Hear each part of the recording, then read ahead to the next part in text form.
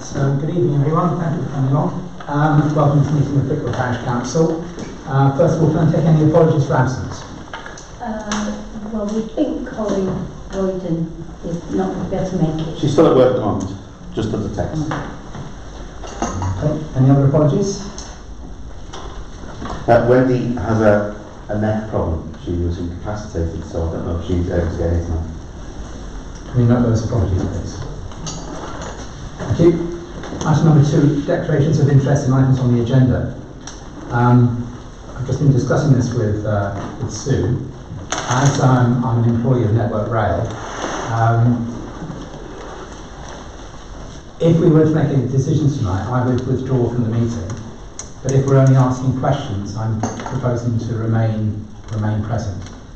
So if that's okay for now, with the agreement of the meeting. Is that okay? Thank you very much. And I've got nothing to do with where any railways go, by the way, just that I'm an employee, that's all. Right, item number 3, to confirm the minutes of the meeting held on the 10th of January. Can we agree those as an accurate record of the meeting? Thank you very much. Public open session. We've got 15 minutes available for members of the public if they have any queries or comments they want to make. Anyone like to? Trevor, good evening. Good evening. I've gone on for item 13, as you know, as I raised in November at that meeting which the police came to, spoke to you after you asked that I raised it, that the item 13 was put on the agenda for the November meeting. It wasn't, which I understand why and was agreeable, because you've had somebody come and talk to you about Grace Hill. So it's put back to tonight. Is it possible to move item 13 to follow item 6, as I'm not anticipating any much discussing other than the clerk reporting on what progress she's made with the Borough Council for an answer to that question. The significance of the question is, if you go back, and I'm not going to go through a lot, we were going to have a study group set up in November 2017, which has never taken place, and it can't be just dealt with as a soundbite. The school is significant to both to Tyne Crescent and Roseray, as well as Woodlands Park. And what is difficult to get at, and if you look at the planning application and you look at the transport submission that went with it, there was a suggestion there of expanding that school to the side almost in 1100 upper school by the addition of 8 classrooms and replacing 5. Now that's all very well if one thinks through what the implications of are. And as regards travel plans, which Peter Bateman talks a lot about, it's not the travel plan, it's the outcome from those travel plans. And the outcome is what I would like to see discussed. I went up to the school this evening just to see whether they were using their yellow tops, which you provided. They weren't wearing them, and I went and spoke to the deputy head. They only had 3 teachers out. One was wearing an orange top because they got a virus or something in the school, so they had just 2 or 3 people out. But she also told me, as regards cycling, that they had somebody to come up and speak to the pupils about cycles, but the individual with the van broke down, so they didn't turn up.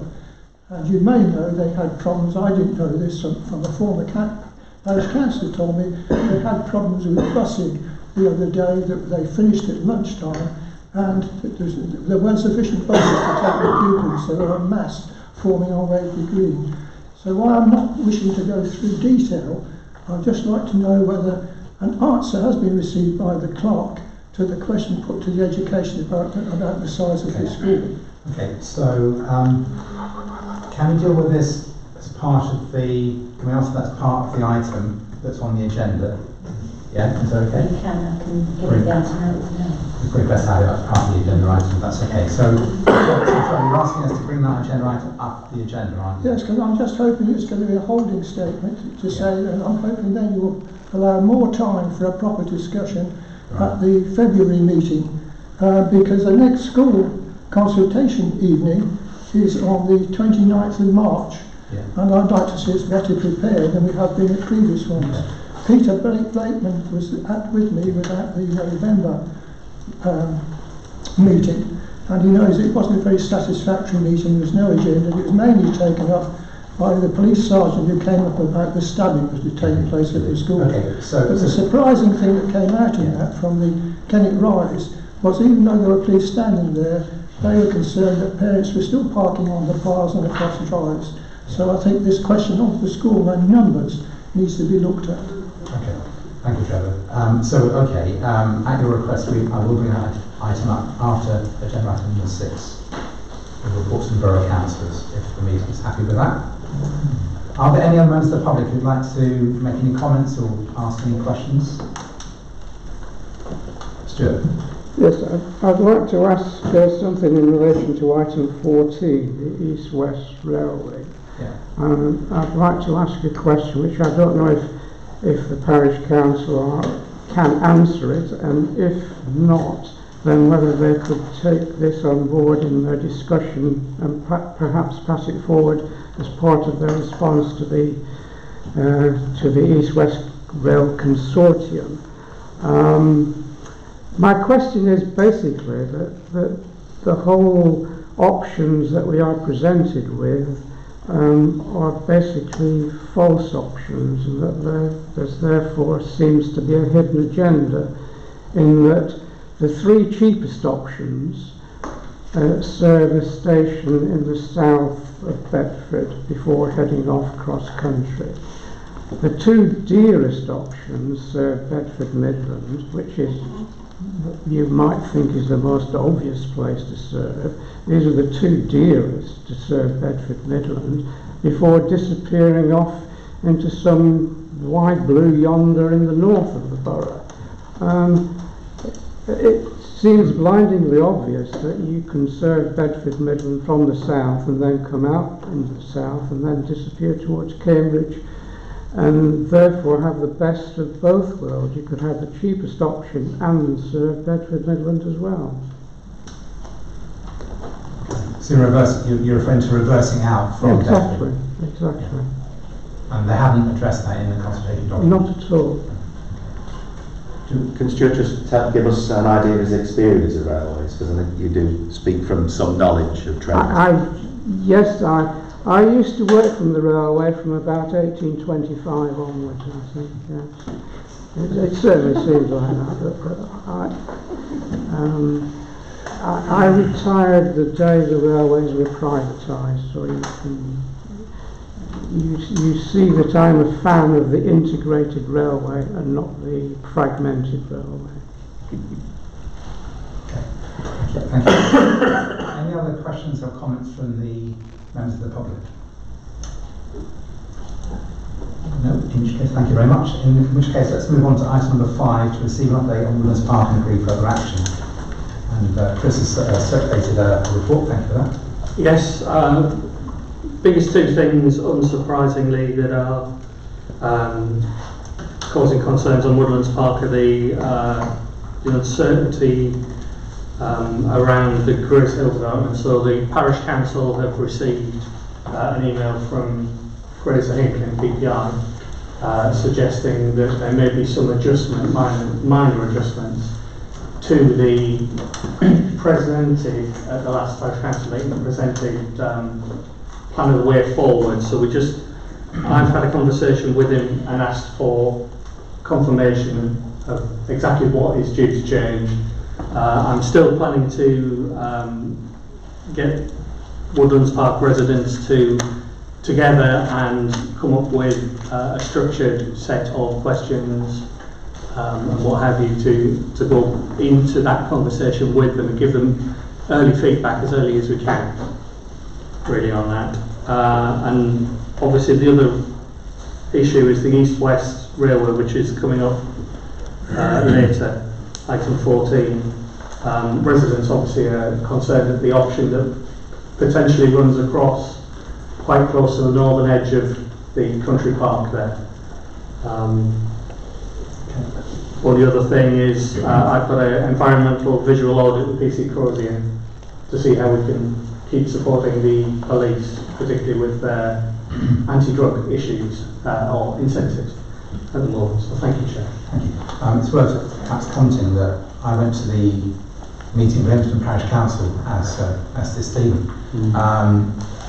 where the developers put forward, again, a similar presentation to the one we received, except they have updated their proposals. They've got a new diagram, new plan, which illustrates, I think it might have taken on board some comments that we made at our meeting with them around sort of cycle access, but it's still the 200 houses rather than 100, which we previously anticipated. I haven't got a copy of that. They had limited copies, and I thought they were going to be emailing them out, but I haven't seen anything further from the developers. Might have phrased it all the other time. So a lot of the confusion, Chair, is from residents, is particularly about how cycle and footpaths interconnect with Woodlands Park. I've also had Miss Claire Pick from Environment side of the Borough Council have another conversation with me about a consultation 2 or 3 years ago that we did potentially to open up the gates. So I've said, I've suggested that we need to bring all of that together and be very mindful that potentially we're going to have some pathways across, and we just need to clear up any confusion around that. I think is one of the issues that's concerning residents. Okay, any other questions for Chris? Steve? Just to add to that, because I was also at Ravenham Parish Council, their concerns were in a sense twofold. One was the traffic issues on the junction with Grays Hill and the Kimbolton Road. But the other was the lighting and the impact, visual impact of the roundabout at the top of the hill, which is plainly relevant to Brickhill, to Woodlands Park as well. Indeed, Brickhill as a whole, I think, because it's a bit obvious. And if it's not sensitively lit, it's going to be a complete eyesore, and will draw the eye from miles around. So it's one of the areas of concern which I think the parish council should have, and indeed both parish councils do have. And I think in terms of any response to the planning application, that issue's got to be addressed, because otherwise, if the lighting isn't very carefully handled, that thing's going to be a complete eyesore. I guess it's probably going to be a conflict between the aesthetics, if you like, and the road safety aspects, whether they can accommodate, the two together, if it goes ahead. Well, lighting can be sensitive, and in some areas it's been done recently, and the plans have insisted on much lower discrete lighting that doesn't glare and doesn't go where it isn't needed. Even on roundabouts? Even on roundabouts it can be done, but it's an expensive option, but it's one that will need to be taken. Yeah. Right, any other comments or questions on this item? Everyone happy? Thank you, Chris, very much. Right, so item 6, to receive a report from the Borough Councillors. Do you want to take Stephen first? Because I know you have to dash off. Well, just to follow up really, apart from the Grays Hill point, which I've covered otherwise there, you've had a written report on general matters. The only other one I think is the railway options. They do come close, so there are two issues here. One, will it go through the town to the north? All the groups on the council would prefer it to come through and service Bedford Midland because it's simply better for the town. Where it goes after that, and is difficult to gauge from the maps we've been given because they simply cover broad swathes of territory. I think it's relatively unlikely it's going to be perceived by anybody in Brickhill Parish because it will be over the hill, I think, and just the engineering issues that would take it up there are less likely. But it is fair to say that the band within which the line might lie on option D does come quite close. But I think in terms of plausibility, that's not likely to be a realistic fear. Okay. Any other comments? No, only that you've got the written report. Okay. Any questions for Stephen? Peter? Not at this stage, no. Thank you very much. Charlie, do you want to? No, the report is submitted. I'll echo everything that Stephen said about the railway, and I'll just remind people that the local plan says 100 houses, not 200 houses. So they may be wanting 200 homes, but that wasn't what was agreed. So we'll wait and see what happens when they've met the plans. Okay. Thank you. Any questions for Charlie? No, in which case, thank you very much, both of you. Move on to going to deal now with item 13, to establish the operational capacity and future pupil numbers at Central National School. And I think, Sue, you covered this in your... I did, and I have talked to Trevor on the phone as well, and nothing's changed, Trevor, to what I said the other day.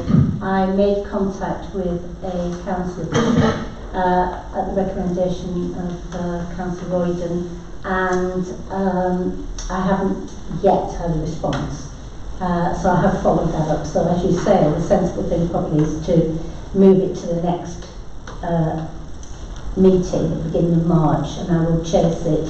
Again, I don't know whether Councillor Royden can chase help as well and chase it now. Will, yes. Because I haven't heard anything back. Okay. That's it, basically. Can I make a comment on that point?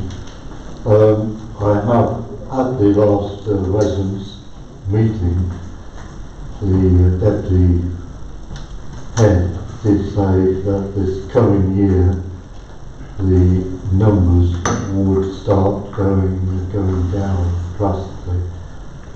I have assessed the numbers from 2004 up to the projected 2019, and in 2004 there were 773 pupils. I've got to sort of 10 years missing there, but in 2015 it was 911, it then went to 954, 2017 1002, and this school year it was claimed to be 1040, and she believed that the projected number for the next academic year starting in September would then drop back down to 950, which is the level they were at 3 or 4 years ago.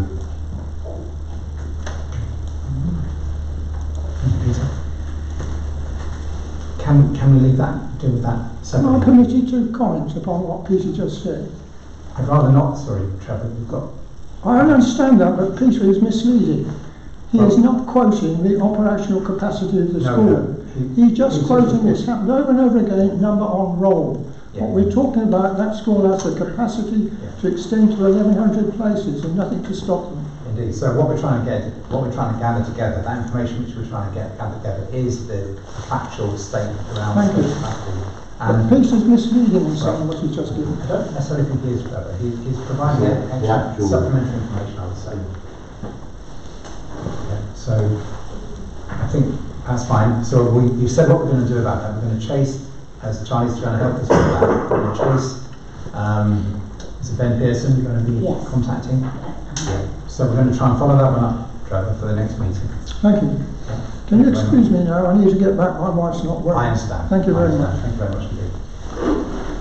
Right, let's move on to item 7, financial matters. To consider and agree action on the following: to approve bank reconciliations and any accounts for payment. Been circulated. We'd be happy to approve the reconciliations. Yes. One day back. Sorry, maybe not today. Right. Do we agree with the accounts for payment? Agree. Yeah. Thank you very much. Item number 8, to agree to form a committee to consider holding competitions at the Gathering on the Green in 2019. Remember last year we talked about what can we do to supplement or add to the Gathering on the Green event on Waverley Green, and we talked about having some the equivalent of some of the things that happen at village shows, like best decorated cake or whatever it might be. I'll be up for judging cakes, by the way, just thought I'd mention that, provided I can. Anyway. We throw sponges at the parish chair as well. Is that right?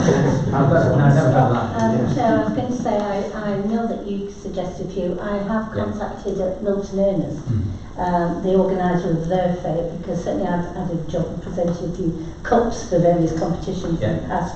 So he's going to send me a list of the various competitions and who runs them. Okay, thank you. One thing I would make a comment on is we will need to think about space for doing this. The marquee that we currently have will not cope with the stage that's in there, the messy play group that's in there, and the various groups that form. You'd really need to think whether we can talk to Charlie about borrowing or hiring the church marquee. We need another space to do those competitions, because if the weather isn't good, you can't really do things outside. Absolutely. So what we said we wanted to do was to consider that way ahead of the event, so we're going to make sure we publicise it properly and allow people to enter such events and prepare for it. And we said we would have a little committee to agree the different, or put together the ideas for those different events without trying to make it too complicated. So, as in Sue's, I think you've got it in your notes, Sue, we are looking for some volunteers who might be willing to spare an evening to agree. I was going to say, obviously, Councillor Ryder isn't here, but she said at the time she was keen. It doesn't need to be parish councillors necessarily. It can be interested groups who might be taking part, so maybe the Women's Institute, whoever else we might have. So it doesn't necessarily need to be purely that. So I don't know whether, obviously, Wendy isn't here, but she was keen to be part of that committee, if not. Yeah, actually, not people have to volunteer for it, won't we? So, I think she was keen at the time. I can't see that she would yeah, have been and we just need to agree a date. So, for such a meeting. Well, it's difficult if she's not here. Indeed, isn't it? indeed. You could agree which month, how would you want to hold it during? We need it soon, maybe. Start it first. So maybe we could agree that when the schedule permitting, it should be held in February, perhaps. Yeah. It needs to be ASAP written. So, if anyone else, sorry? Thank you. Anyone else want to take part in that? Yeah, I'll volunteer. Thank you, Maurice. So I will if available. Sure. Okay. Thank you. Perfect. Right. That sounds like quite a lot already. And if you think of any other organisations who might have volunteer, who might want to take part, help out, please tell Sue. All right. Thank you very much. Item number 9, to receive an update on the purchase of further CCTV cameras for Brickhill and Green for action. Again, Sue has been down to the control centre and has got various quotes and options which have been circulated. Do you want to talk to that, Sue? Yes, obviously the remit was to look at potential, potential for a mobile camera as opposed to a permanent fixed one. Two possibilities were emailed to me, and then I went down middle of last month to the control centre to look at the two options. Option 1 was at a cost of £8,000, very much similar to the mobile cameras that are used currently that the councillors have access to. There would be no ongoing maintenance cost with that. There would be a monetary cost. It would depend on how that was dealt with as to what that would be. That can be watched live in the control centre, but it is reliant on SIM data. So very much similar to a mobile camera, as I explained in the notes. I saw the image. I thought they were pretty grainy and not terribly good. They were black and white. Not really what I've seen in the past with CCTV. And in fact, they, John McKinney and Danny Hendrickson, who I dealt with at the centre, said that they're actually moving away from those, moving more towards the second option, which is a camera that ACE quoted for. That is the same camera that's been put in at Brickhill Drive shops, I think using wood funding. It's very clear colour, it pans around, so one at Brickhill Drive shops that I looked at could look across Rooksmead Pond, it could zoom in to the far side of Rooksmead Pond, it could then scan around Tesco, it could actually look at the Nisa door entrance and could actually see people sitting near the entrance to that. That would cost £3,600 including installation. It would have an ongoing monitoring cost. At the minute, the ones that we have at Woodlands cost £1,500 a year to be monitored. They reckon it'll probably about £1,000 annually to monitor that, on top of which there's then the £225 maintenance that contract we have to go into with ACE, similar to the Woodlands Park contract. In saying it's mobile, it is mobile, but they would not recommend it was moved literally month by month. They say to you, perhaps look to have it in place perhaps for best part of a year and then move it. Cost to move it would be about £500.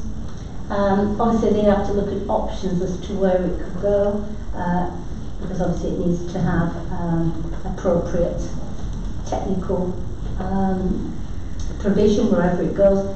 Some options I thought of, and you no doubt, and others. One is the community centre is one option. Another option is somewhere on Avon Drive that looks out across Waverley Green, because I think that's a big area that we don't actually have any coverage on. Thinking about all the play equipment and whatever might actually happen on there. Are two options. Beyond that, even thinking out to the allotments, we get a lot of dumping and fly tipping up at the allotments on the entrance to it. And up near the Scout Hut. I'm not saying we want it there permanently, but that is what they would recommend at the CCTV control room. And that's basically it, as far as I could see. Okay. Thank you very much. Can I just ask then, so for the second option, the ACE proposal, that I think it includes some wireless connections, connectivity to allow it to connect back. Yeah. So I think the challenge I see with having it to be truly mobile, or even mobile from time to time, is that you have to maintain connectivity back to the network. So you may have additional costs to be incurred, potentially every time you move it, to re-establish or put in place additional wireless links back to the network, which we would need to consider the funding for that as well. Sorry, Chris. Sorry, Chair. Can we just, by way of comparison, the annual fee for the cameras at Woodlands for 4 cameras at 2 sites? What we're talking here, so what we're talking here is, and they are fixed cameras, so they look in a single direction, they're not steerable. There is another steerable one at the Owl Park, which is Borough Council owned. But the greater cost here is because the cameras that are steerable have mechanical moving parts, so they are more prone, more likely to failure in the medium term, which is why effectively we're paying a little bit, or we've been asked to pay a little bit more for the maintenance of a single camera per year. Okay. Any other questions? Just as someone who doesn't know anything about CCTV, are those suggested locations, would it bear out looking at where the areas in Brickhill that perhaps crop up more often on the crime reports might? Are they, like I say, would they be the natural fit for CCTV? Well, we did attempt, we did ask, I believe, we did try and find out from the police where the control room where they would recommend that we put an additional camera in. We didn't really get a sort of proper, I don't think we got a sort of comprehensive answer on that one actually.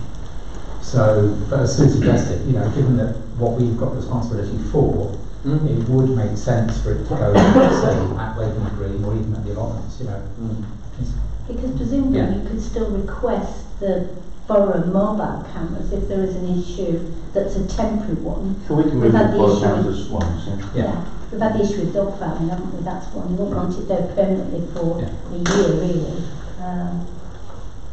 No, I don't know. If the aim is to the parish council interest, they're very logical fit. It's just establishing the intention. So yeah, that's fine. Okay, so we need to agree a way forward on this. So I think from what I've heard, from what Sue outlined, the better option is the ACE option. If we're happy now with that. The question is, again, as you highlighted, Chris, it's more expensive to have a mobile camera, camera that moves within. Thank you, Steve. Rather than having a camera that just essentially cannot be directed. So what do we want to do? I mean, it's, in a way, we're on a bit of a learning curve all the time with this stuff, because we don't, until we've had it, we don't necessarily know how it's going to work for us.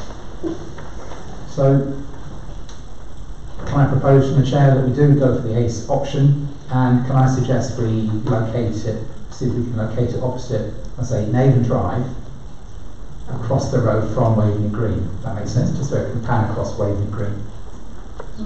Because we did have issues with vandalism around the Christmas tree. The lights were cut by somebody actually literally physically cut the wires.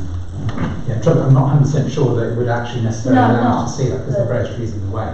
No, but it gives a deterrent. Would you like to? Okay, just so that's a proposal. Can I put that on the table? So, yeah, do you want to?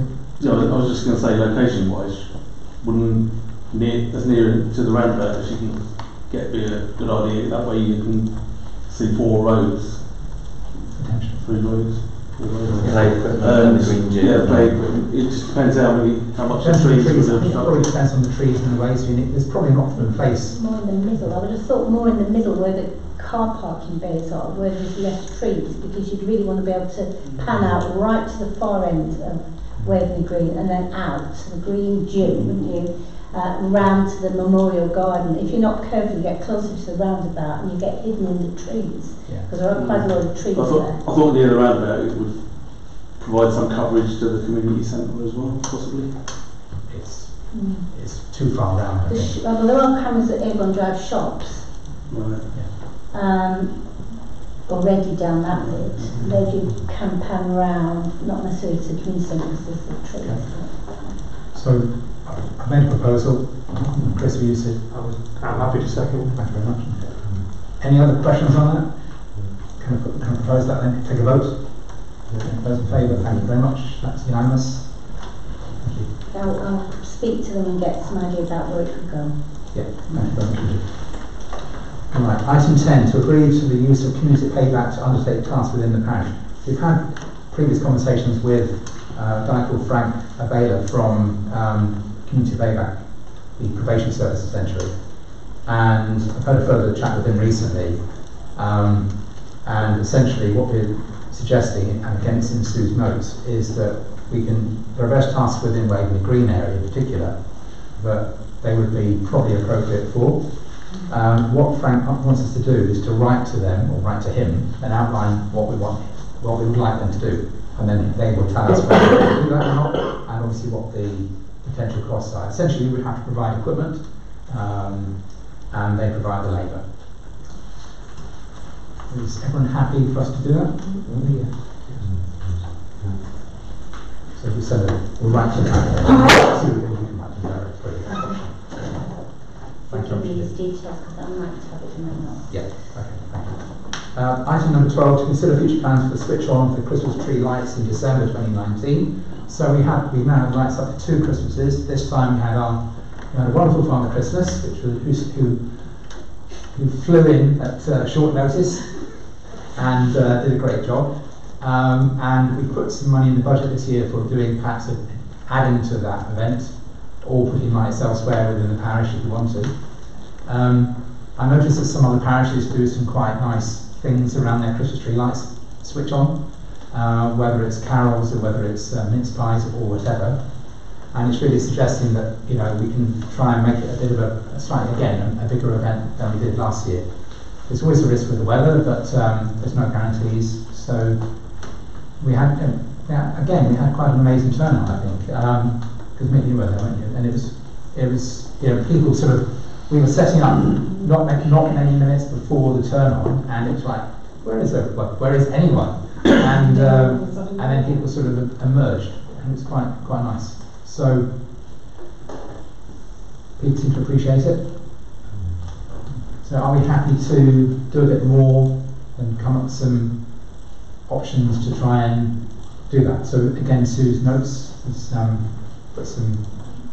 Do you want to add to anything? No, as you said, this year was not quite what was planned on last Christmas, because originally the Lions were going to be doing the switch on for us, bringing Father Christmas to it, and then that was cancelled because of a double booking, and therefore we recruited someone else kindly at the last minute.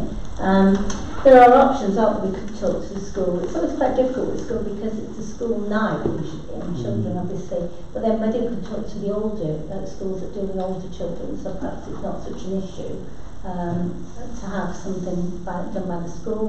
Whether we talk to Salvation Army, we'd probably have to pay them to come and do something. They are options, aren't they? And we'd have to think about a date again as well. Just to say, maybe the gathering on the Green Committee could take that on as well. Come up with ideas. Still two birds in one stone. I'd probably try and keep it separate, you know, because it's, in a way, it's very straightforward. You know, what do you want to do? Do you want to have a band or do you want to have carols? You know, and I mean, for instance, St Mark's typically get the town band for your carol service. You don't necessarily want to have, you know, don't just duplicate what St Mark's do all the time. No. There's something to be said for a Waverley Green Entertainments Committee, isn't there? Sounds like you took yourself into a job there, Jen. There is, of course, the allotments and open spaces committee, which Waverley Green is looked at as part of that. Again, though, it doesn't need to purely be those people. So maybe we've got a meeting next week. We have a meeting next week. So perhaps you think about that, and then I can perhaps email out to people and see what's suggested, because the danger is you don't form a committee, nothing happens, and then we end up with 2 minutes to go and we've not been able to. Well, I'm a great fan of nicking ideas from other parish councils, so other people have done similar things. So I noticed, I mean, Great Barford Parish Council, they have quite a good event at their lights in Great Barford, so I think, I'm sure we can, not nicking, it's learning from others. I'm sure there's a positive way of describing it. Sharing. Did you not ask the Lions if they would be available this year and get in there? Try and get in early. Well, we got in extremely early, but apparently Kingston Town is obviously slightly superior to Bedford, Brickhill, so therefore they we can, I can ask them. I wouldn't ask the Lions. So it depends what we want to do, essentially. You know, like what would the Lions do? Would they? They have Father Christmas in his sleigh. And his sleigh. And they collect, obviously, They money for collect charity. for their charity. Yeah. The Christmas tree is a very good thing.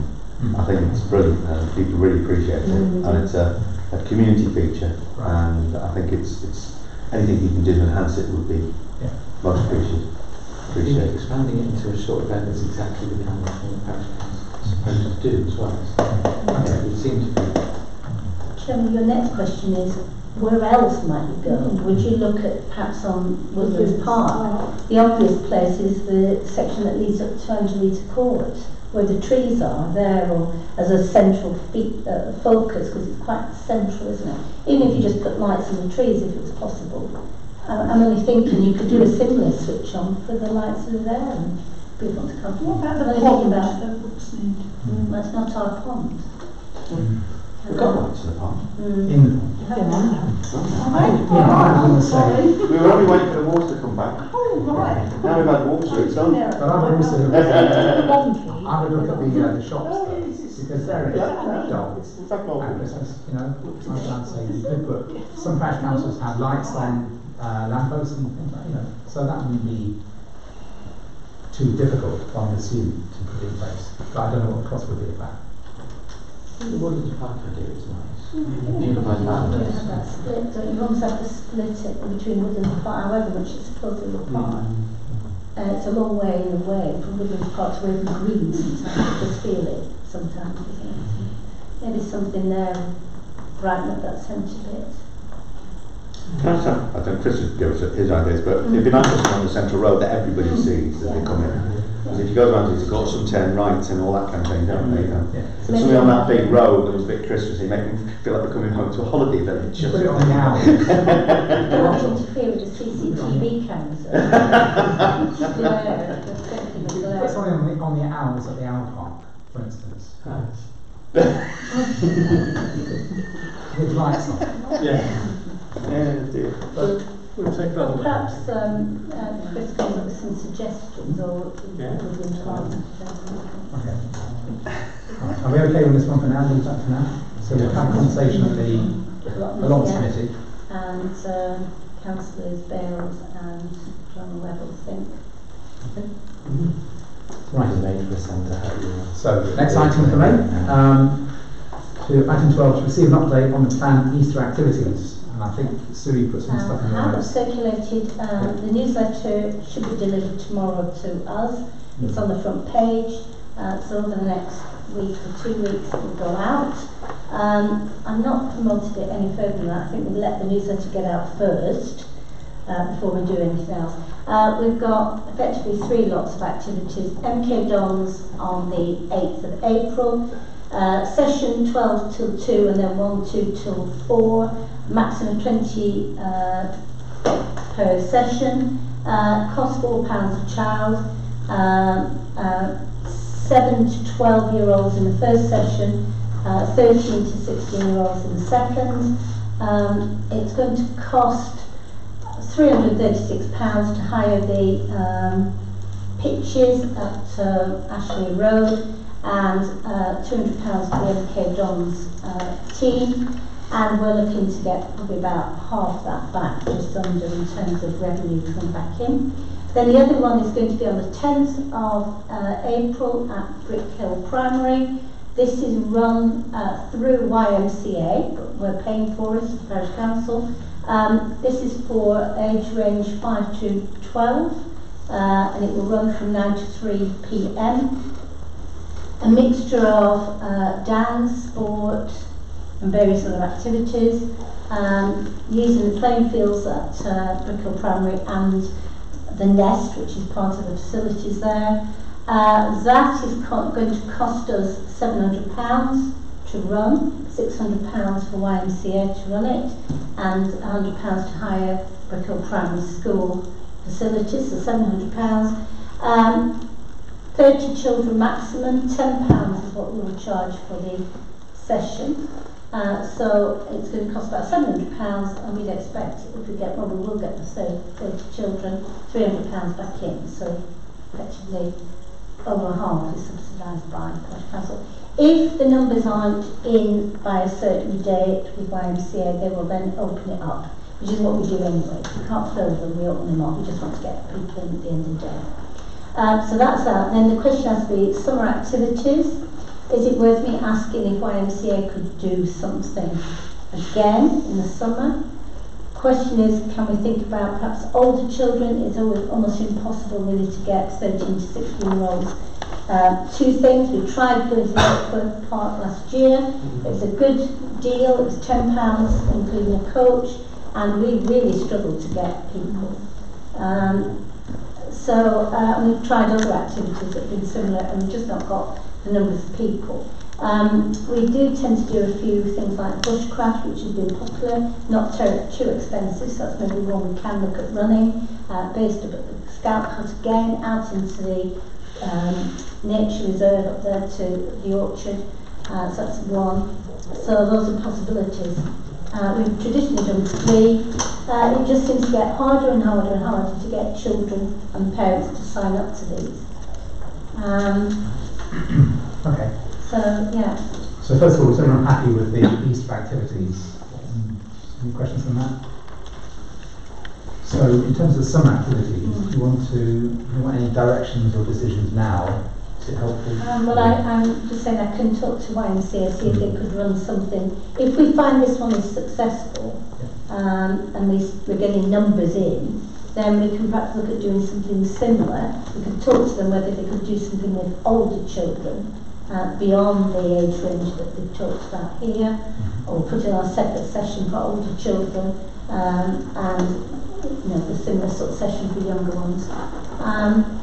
But any ideas, really? We struggled with the MK Dons last year. We could get hardly any children to take part in those, even though it's £3 or £4 for 2 hours. We really struggled in getting numbers again, even though we went way beyond Brickhill. I just wonder whether we could, if we advise people like Ravenstone Parish Council, for instance, where there are kids out, there are some kids out there, aren't there? So, if we were to alert them to the fact that we have these things happening. Well, that's always happened. But it's recognising that priority is going to go to kids from Brickhill because we're funding it. But bear in mind, Alison is clerk to Ravensden Parish, so she automatically notified through the parish that was the case. I certainly talked to Milton Ernest and the other parishes I cover. It is just always difficult persuading people to sign up, but we can only try. Really, first we need to get the parents on board, so the parents need to be aware, and then they can try and... Well, we always leaflet the school. We send flyers out to go in all the book bags. We notify Mark Rutherford. We talk to St Thomas More, and then we promote it through Facebook. So yeah. To say we consider doing a tie-up with Bedford Town as opposed to MK Dons. Local team probably cheaper, Yeah, well, and they could also probably have a tie-in with, I don't know, free entry to the actual first team match or something like that. You know, I think it's possibilities. simply that they've never offered that option. If they offered it, Did we not react to an approach from MK? Yeah, they so said they approached that, us and offered the opportunity. You know, a couple of their coaches coming along. Yeah, I mean, obviously they're a professional organisation, but I mean, I can ask the question whether they could. yeah, by all means ask. Whether they'd be interested, because at least there's a local link there, because you've still got a certain amount of people that are quite anti-MK Dons, because obviously the history in that, so whether that's... You know. I think the problem we've got is that you only have a set number of places, 20. Sounds like a lot at times when you can't fill it. Other times you think 20, that's not a lot, is it? If we go too far out and we're attracting children in from Bedford town itself, potentially you think 20 places have gone before you look round. So we're always in this difficult position of not wanting to promote beyond Brickhill, but on the other hand, not wanting not to fill the places. Yeah, I mean Bedford Town Football Club, not Bedford Town. Yeah, no, I mean, but I'm saying would they attract, would they encourage children from Bedford town to come to it? And therefore we fill the space. Well, ask them first of all if they could offer something. Yeah, I'll find out. Yeah. Have we got dates? Yeah. Well, no, these are already This booked. is for the summer holidays. Yeah, At so some point in the summer. dates in the summer. I mean, obviously summer's not really a football time, but I can ask the question. No. I mean, yeah. I mean, the problem is we do it in the holidays because that's when the children are around to do it, isn't it? So that's why it has to be in school holidays, really. Yeah, I'll ask the question at the next home match. Yeah. Okay. Yeah. Right. Thank you very much. So moving on to item 14, to consider a proposal that the Parish Council might support an interchange at Bedford Midland as part of the East-West Rail Consultation.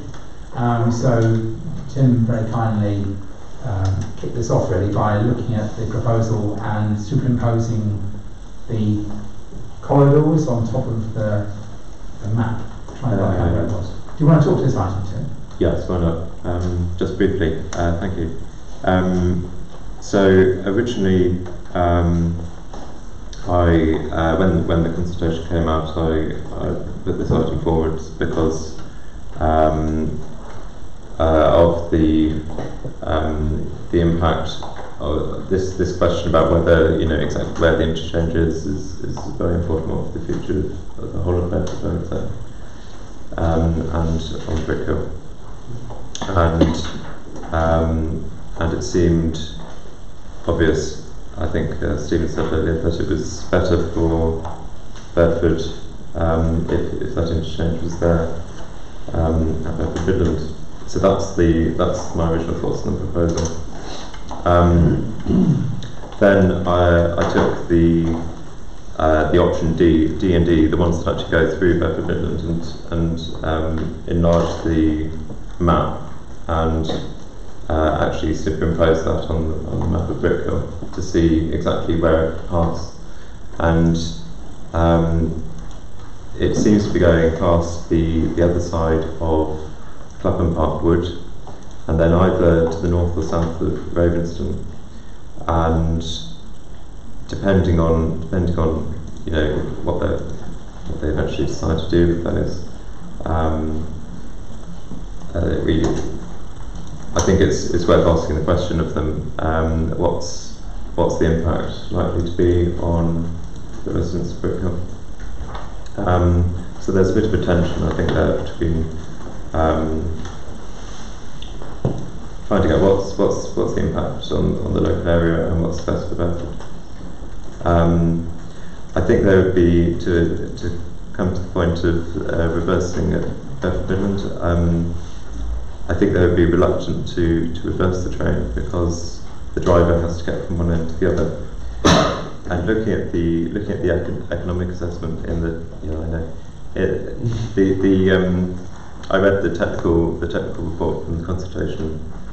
It seems, their initial economic assessment was heavily weighted towards minimising the time from Oxford to Cambridge, which obviously I think is probably quite naive as an estimate, but that's why I think they would be reluctant to spend that extra time reversing direction.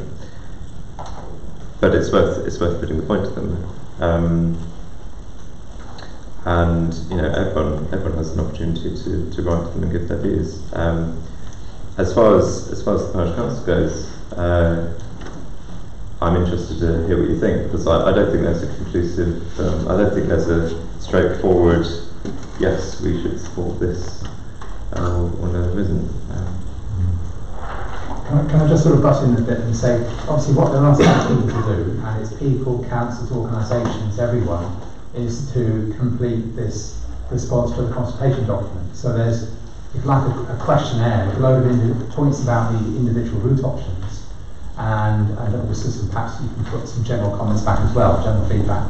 And they're looking for this back by the 11th of March. So actually we don't necessarily have to, if we are going to reply, we don't have to reply today. We could agree our reply at the next meeting. And sort of Can I continue what Tim has said? I've done a very similar exercise using the Audit Survey map and taken into account the various hills and gradings that there are in the area. And I'm not sure how accurate this is, but if it's fairly accurate, my assessment is that it will turn off the main line just north of Clapham Waterworks to go between Clapham and the Woodlands hotel area. Then between Clapham Park Wood and Bedford County Golf Club, so it's crossing over Green Lane, and it has to then cross over to B660 at the bottom of Sunderland Hill.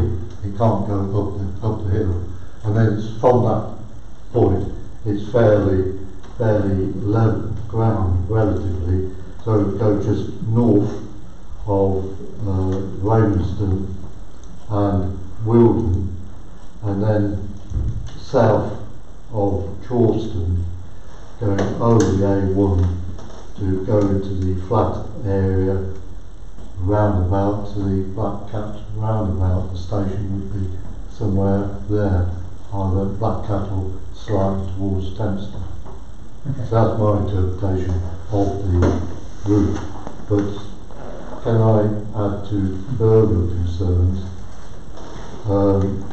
We're just going through, not personally me, they're just going through a Midland Main Line electrification system scheme to increase the capacity of the Midland Main Line, because from 2020 we're going to have a half-hourly service from Corby down to London, and we're also going to increase the number of high-speed trains going to Sheffield, and also an significant increase in fast and slow freight trains. So I have a doubt whether there would be the capacity on the line to incorporate a diverted east-west route. And on top of that, there is a capacity problem at Bedford Station at the moment, and this is going to get worse in the future. A lot of times you have to stop way out at Interchange Park because there's no space to get into the station area. So both those two things, the capacity, station capacity and line capacity, and the fact that it's going to take longer to get from Oxford to Cambridge using that route, is going to cost more. I have my doubts whether either of these two routes would be chosen. Chris? It strikes me really that we're being asked to consult and we don't really understand much about the route, much about the potential use of the land, whether it's commuters only or whether it's overnight freight. There's a lot of questions that I'm rightly going to be asked by residents when we start talking this through that I don't think we can answer. Would it be appropriate, Chair, do you think, for the parish council to write to the committee who are asking for consultation and just ask some specific points around routes D and E and their use? Well, can I suggest actually, if anybody has any questions they want to ask, yes, if we channel that via the clerk, if that's okay, Sue? Okay. Because it does say in the documentation, you can contact them on contact@eastwestrail.co.uk, so they are open to being asked questions. What's the answers you get? Who knows? Yeah. Is it worth it perhaps councillors emailing me as soon as they can questions and concerns, and I can collate it all and send it in? Can I suggest, can we say over the next week, so we sort of time limit it, so anything back by next Friday, and then Sue can send it all off in one go, if that's okay. Yeah. Do you have anything else, Chris, you want to add to that? Okay. Anyone else got any other comments or questions? I've read through both the consultation document and the technical report, and the bits that I was sort of interested in was that in the reports there's no mention of any the noise impact on the surrounding areas, so there's no sort of profile of, I don't know what you call it, but essentially showing how many people would like to be affected by noise from a train line within different routes, within all 5 routes. There's also no mention about why the old route is not being chosen, the old route, direct route from Bedford through to Wellington, etc. There's also no mention about likely gradients, because I think as Peter pointing out, if it does go up, if you go up Green Lane in Clapham, one thing you'll know about that road is that it's actually quite a steep road. So whether they could achieve the gradient requirements, in the document refers somewhere to a maximum gradient 1 in 80 for light freight and 1 in 135 or something like that for heavy freight. And I would have thought going up that way is, I don't know how much engineering you have to do, but potentially it's quite significant. And actually that's where the Grace Hill scenario might actually be of some help in terms of pushing any potential development away from the existing, Brickhill area. What else did I think about this? The other key thing is the capacity of Bedford, as I think Peter mentioned, the capacity of Bedford Midland railway station. In my old job, when I used to read various logistics magazines for some strange reason, there was a reference in there to the limitations caused by trains at Bedford on the freight throughput through Bedford, through the main line. And it's a major issue already, limiting freight on the rail. If the East-West Rail is supposed to be a two-track railway, isn't it? So to travel all those extra trains through the Bedford Midland corridor without having additional lines through there, I can just see it causing congestion in that area and therefore delays, which would obviously be an issue. But subject could cause congestion, problems for many people, not just East-West Rail, but also North-South Rail. What we really need to see, I think, and what I haven't been able to see so far online, is where they're the proposed route on, say, the 2.5 inch to a mile ordnance survey map. So we can see exactly where they do it. They're very good at broad brush, thick felt tip, yes, we'll go that way. But we've got a bit more detail. So I think the answer is we're not going to get that at this point. They're trying to probably deliberately I can say that. I think it's slightly vague, so they're trying to get a broad approach about which is the best options, for the route in the future, and then they would narrow down from the corridor down to a route option later. And would the response from Parish Council itself just limit itself to issues affecting Brickhill, or would we want to comment on a wider? We're free to comment on all or any of it. Yes, but would we want to? It's up to. Well, I think first of all, let's get the questions in, and then see what responses we have, and then we can decide what we want to do at our next meeting. If that's okay. Anyone else want any other thoughts, any other comments people want to make? In which case, we'll move on to the next item, if that's okay.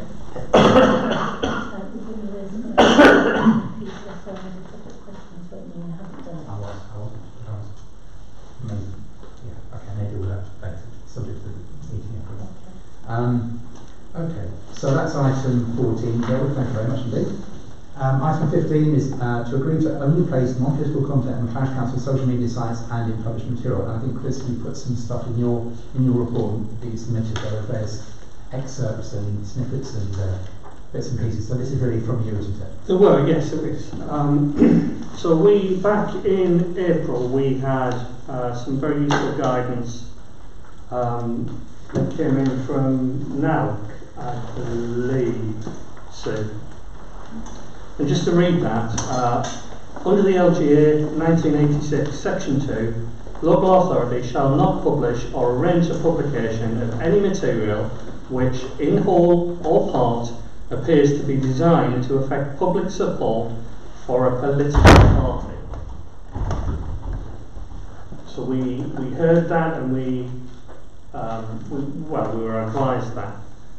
There's been a number of occasions where there's been continued blurring of the lines between the Liberal Democrats locally and the Parish Council, and it doesn't, as we were saying back in April, May, it doesn't help the public understand where those boundaries are.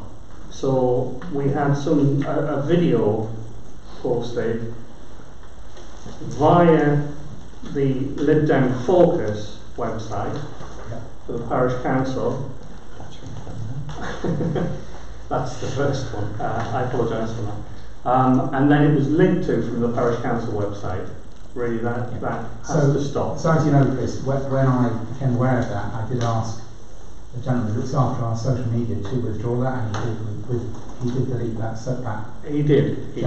But and as you know, I think that's the first. I believe that's the first instance where we have had anything on our social media accounts that has been a cross-reference to a Lib Dem social media. We just need to be very careful we don't fall into that trap. Yeah. Borough Council reports in the last Brickhill News actually mentions please sign up at Bedford Lib Dems Org UK petition email updates, or visit our website putting Brickhill first, which sounds ideal. Putting Brickhill first is a large advert for the Lib Dems. We just need to be very, very careful we don't continue to fall into this trap. This is twice I've raised this in less than 12 months. So first of all, can I just say, come back to the Facebook item. That was inappropriate to share that, and I will not. If I see anything like that again, I will make sure it's not done. Okay, if that makes sense.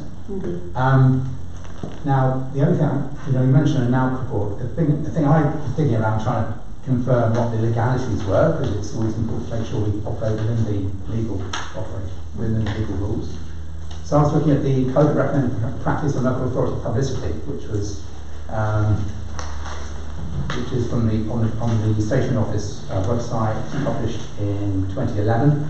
And I mean, I read this fairly carefully, and it obviously recognises that within the local councils there are political people operating politically, and it's trying to say what's appropriate, what's not appropriate. And as far as I can make out, what we've done so far has been, arguably within the bounds of what's acceptable. Now, it's not for me to judge that necessarily, you know, and Sue can comment around the legalities of what the clerk's role around as responsible officer. Well, you are members of NALC, and therefore you always look to what NALC recommends, because that is what you are affiliated to as parish council. So I would always look there first. And that's why we looked at the advice that NALC gave. So I haven't looked at what you're looking at there, I haven't looked at that at all. Yeah. Okay, so suggestion is, I perhaps suggest that, yes, NALC is one source of information. This is from the Secretary of State for federal government, which is obviously another source. Can I suggest that Sue has a read of these things and comes back to the next meeting? Okay. With any views about content? Okay.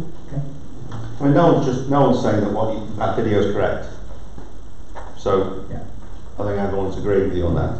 I don't see the problem of saying, if you want to know more, visit this website. I think as long as it's contained within the Borough Councillor update. Yeah, I mean, that's how I keep you informed of what I'm doing. Elected from a party, so within that, I think it would be wrong if it was seeded throughout the parish council document, but where it is, I'm not sure. Well, I've got a duty as a councillor to keep people informed of what's going on. So my website is obviously going to recognise the fact that we live in a parliamentary democracy and I am a Liberal Democrat. I'm not ashamed of that, but I don't push it in the article. I try not to say, you know, mention Liberal Democrats on, but I've got to be able to say, if you want to know more, go in, you can find out, and this is where I'll tell you about what's going on. I don't think that's unreasonable, and putting Brickhill first doesn't say vote Liberal Democrat. Well, the word itself. You've got to go to the website and I mean, I try to put logos on and all that kind of stuff. I mean, I'm happy to take some advice on that and find out what the situation is, but I don't see anything wrong in directing people to a website where they can find out more about what's going on in Brickhill, as what I do as a borough councillor.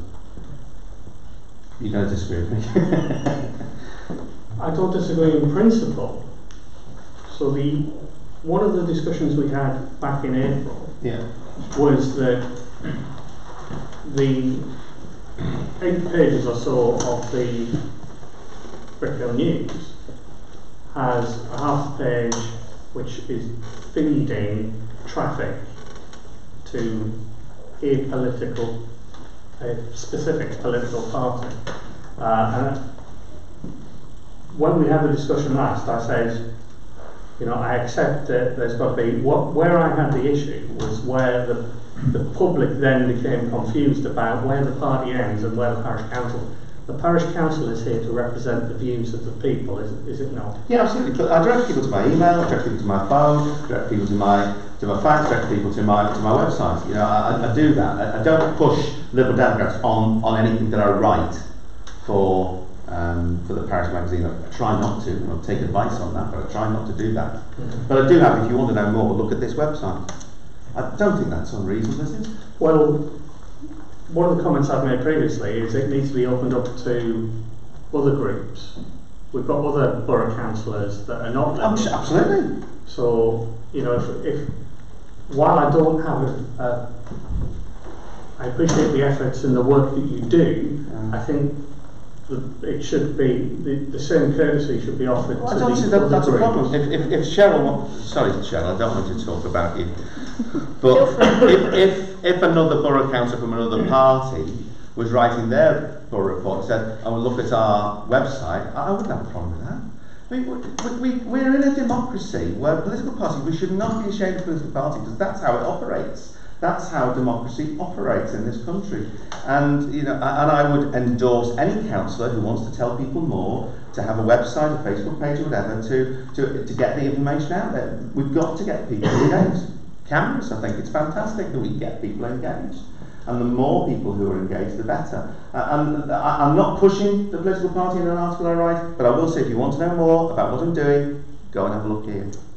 Yeah, there is a parish council website that I think, and this is the point I was trying to make here, that the parish council website and the parish council controls social media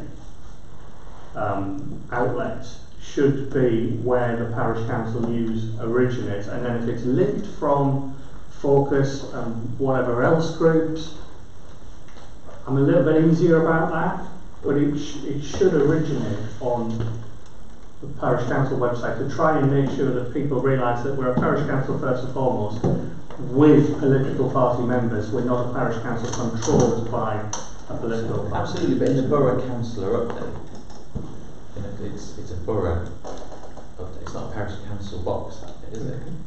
That's, I don't think it should be anywhere else than the parish council newsletter, because it should always go to the parish council. Can I just come back? Are you referring to my post about the video thing there? Well, I'm referring generally as a rule that we should be making sure that anything that goes out that is parish council. That was an example. Yeah. Well, can I just say why I did it there and I didn't do it on the parish website? Because A, I don't have control of that, or the parish Facebook page.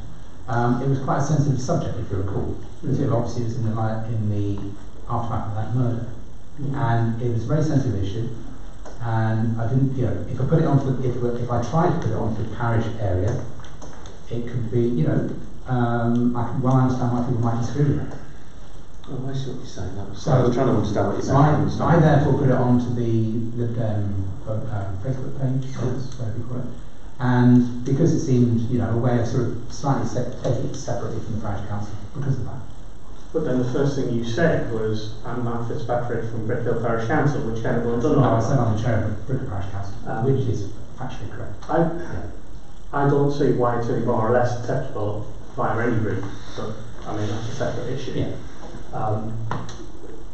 The point is, going back to the guidance that we've had, we need to be seen, particularly in the run-up to where we're going to go to in the next few months, we need to be seen to be doing the right thing, for me. Yeah, no, absolutely. And there are particular rules about the run-up to elections, which is, sorry. Okay, so, Mick, do you want to? Yeah, well, what I was saying, I still have the colour issue, like I had the posters a few months ago. The fact that your report is done in sort of Lib Dem yellow. But I am a Lib Dem councillor, and people voted for me on that ticket. And I'd hold anybody as being able to advance their political. I mean, it's good that we do accept our political credentials. Don't try and hide. I mean, and if the Conservative councils wanted to have their article with a blue border around it, I wouldn't mind that. I mean, sometimes political parties have been known to circulate literature in other colours to try and attract votes from people that they wouldn't normally have got. I think it's just honest to admit to what you are rather than trying to pretend you're something that you're not. I agree with your sentiments that we don't want the parish council to be political. And obviously a mistake which was made with the video by the webmaster who isn't in this room, we can all agree that was a mistake that shouldn't have happened. That said, it started with somebody that is in this room, because the link from the parish council website went to the Focus website, and it should have, for me, if we're talking about... A link from the parish website, but I think Dominic Mark did that. Mark didn't do that, but it went out on the Focus, and this was an event that was organised by the parish council. Yeah. Which event are we talking about now? The police meeting. Oh, the police meeting, okay. Yeah. It's just confusing the public, and I still haven't come across anyone who's confused by this. I talk to a lot of people, and I'm not getting people saying to me, I'm not sure what's that and what's that. I've had that. So I accept the fact. It's a shame because I'm probably one of the least political people, party political wise, on the council. I mean, I'm not a buyer into the whole party political thing. I became involved in the community as a community councillor before we had a parish council. I believed that the community council did a good idea, and I chaired it for a few years. And then I said we ought to have a parish council. I wasn't affiliated to any political party. And And then I stood as the chair of the parish council. We only got a parish council because I stood outside the shops for goodness knows how long, getting signatures to petition the Deputy Prime Minister so that he would give us a parish council, because the local borough council wouldn't let us have one. And I stood on a political ticket. It wasn't a council of any kind. And then I stood as the chair of the parish council. I was chair for a short time. And then I suddenly realised that I had to become affiliated with someone to have policies and what have you that actually made any sense from a borough point of view rather than just my road. And so that's how I got involved with the Liberal Democrats. I don't do anything nationally with the Liberal Democrats at all.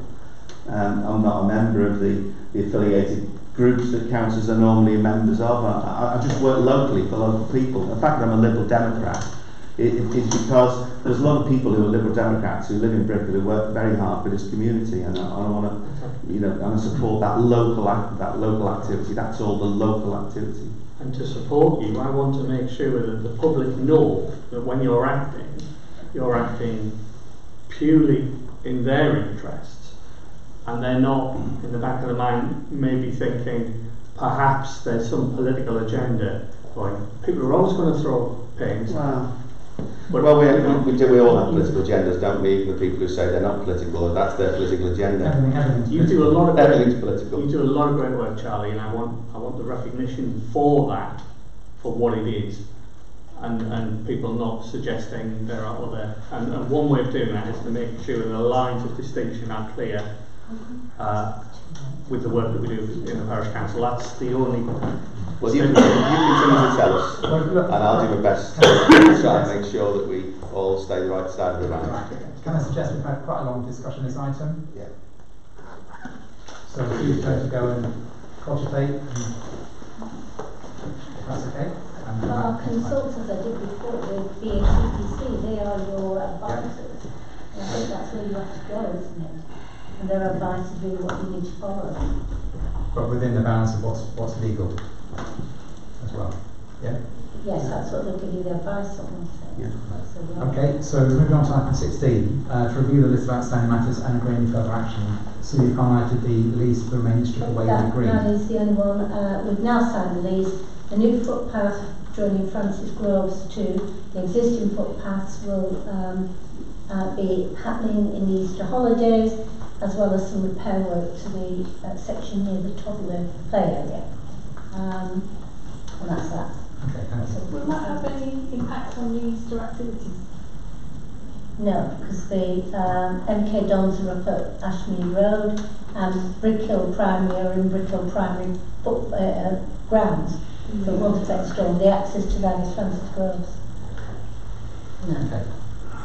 It's the only time we can do it, yeah. Really, because of school. And I presume they'll fence it off to make it safe, etc. So there won't be any problems with it. They know how to sign the garden.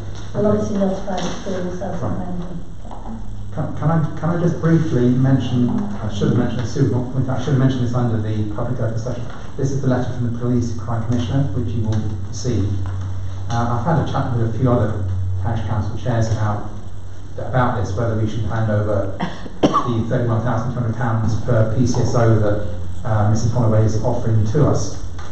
And fundamental issue is she's asking for this much money for this year, if you like, or for a year.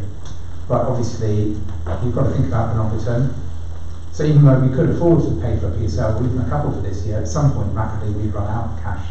And on many other councils, that's much more than they even charge in their annual budget. And the other fundamental issue is that the way the police operate, the PCSOs, as you know, they tend to go around they call it brigaded. So they don't tend to operate, individually and stick within a certain parish area. They go to where the operational command is. And so my view is that it's probably not an appropriate way for us to support the police. I think we want to support them. If they had some particular proposals that we could do something in Brickhill which required a bit of cash, I'm sure we could consider that. Chairman, I was going to say 20 years ago when I first became clerk, the issue of policing in rural areas or lack of policing was an issue, and Bedfordshire Police in the late 1990s offered parishes the opportunity to buy time, and lots of small parishes are excellent idea, will buy perhaps 3 or 4 hours a month or a week. Well, ask them to come to parish council. It sounded a good idea. They never ever came. No. They never were there, because every time there was an incident elsewhere, that's where they went, and they never were in your parish. They had to go, and so parishes simply stopped that. They stopped paying the money. And I think you have to bear in mind, any officer has to only work so many hours per week. So by definition, most of the time that officer is not on duty. And that's not even taking into account things like sick, training, you name it, all those other commitments which have to be taken into account. So even if you say, fantastic, we're going to fund an officer, most of the time that person will not be there. And the other issue we were talking about just outside of this was that if you did nominate someone for that, and a PCSO wouldn't, like you say, wouldn't travel on their own to any kind of incident, presumably, within Brickhill. And when they do speeding camera checks, there's always 2 officers.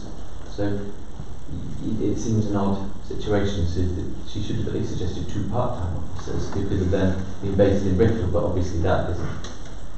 It just doesn't seem appropriate. Can I suggest we write? Sorry, Nick. Speaking as a foreman. In my eyes, it'd be far better to get dedicated special constables for the area. Who, who give up their own time, like I used to, and possibly funding one of those that is going to be in the area all the time when they're on duty.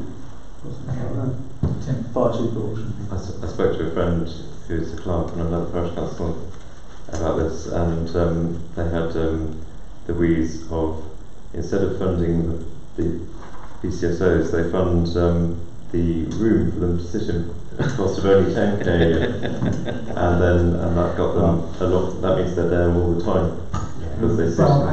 You weren't on the council, but we did used to fund a police post here at St Mark's, and it had all the equipment they needed. For PC Day Porky and a special constable and a PCSO, and it was a lovely operation. And then the cutbacks happened, and they all got taken away. And since then, and that's when it was worse than they stopped community policing. Now, to give the current chief constable and the police commissioner her credit, they're trying to reintroduce community policing, but they're operating under an extremely difficult financial situation. But are we in a position to be able to really fundamentally help that? And are they in a position to guarantee they're based here? Well, they wouldn't be based here, they would be. And that's why it's not appropriate. That's what I'm saying. They can't guarantee we would have their presence. Okay. So can I suggest you write back on the lines of, frankly, a letter, we're not able to support, we're not willing to support this because we don't think it's, how would I like to phrase it? The most effective way, the effective way of achieving the objective. But if they have any, what were you saying? Well, if they have initiatives, they would like to support, if we want to do any outreach stuff or community engagement, whatever, we're quite happy to try and support that. If we can come up with some costs. Just out of interest, is it talking about an additional one or funding the one that's already here? An additional one. They're suggesting additional. I'm actually really worried because the letter, sorry to take up people's time, but the letter suggests she's basically, as you've probably read it, she's insisted that the force must recruit 160 police constables this year, despite the fact, and this is where maybe I don't know the numbers enough, but it seems to be suggesting that there's a massive shortfall anyway, but she's going ahead with recruiting 160 constables, and I think, okay, what about next year? It sounds like they're going to fall off a cliff financially, and it doesn't sound like a very clever way of dealing with it. But that's just my interpretation of the letter. I think if the letter leaves it open to communication about future initiatives they want to talk to us about, like you say, that's useful, rather than just just go away. We don't, we do want to hear from them, presumably. Right.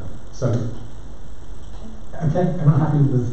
We'll reply to Mrs. Holloway. We'll say we're not going to fund it, but we will be willing to fund any initiatives. We'll discuss. Sorry, thank you. I think that's not a blank check, was it? Yeah, no, don't. We're willing to discuss funding community initiatives within the Brickhill Parish area. Yes. Okay. That's the last item on the agenda. So the date of the next meeting is the 7th of March, 7:30 in this room, I presume. Thank you for your attendance. Thank you.